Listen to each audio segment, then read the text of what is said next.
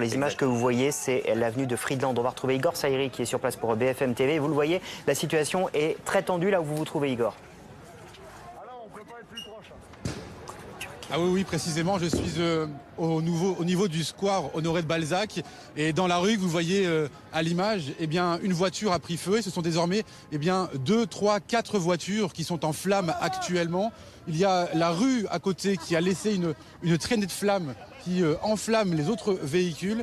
Il y a évidemment les forces de l'ordre qui sont ici pour essayer de détendre cette situation, sauf qu'il y a des gilets jaunes qui sont également ici, qui leur font face. Situation effectivement extrêmement tendue. Pour être tout à fait honnête, je n'avais jamais vu ça de ma vie. Cette atmosphère de tension qu'il y a actuellement dans cet endroit de Paris. Il y a des gilets jaunes un petit peu dans toutes les rues adjacentes qui font des allers-retours, qui jouent au jeu du chat et de la souris, on le dit souvent, avec les forces de l'ordre qui tentent de les faire reculer avec parfois des gaz lacrymogènes. Et ici, c'est un peu le spectacle. Tout le monde regarde ces voitures qui s'enflamment.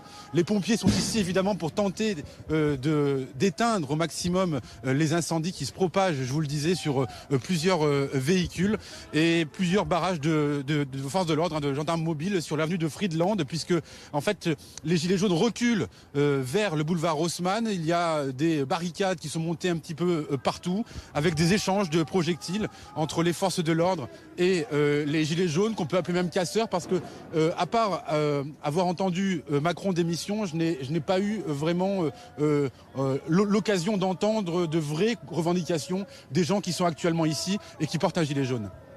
Igor Saïri avec Baptiste Keïta avec ses violences du côté de l'avenue de Friedland. Toute la difficulté, c'est donc bien ces groupes de gilets jaunes, de casseurs qui sont en train de se disséminer dans ce 8e arrondissement.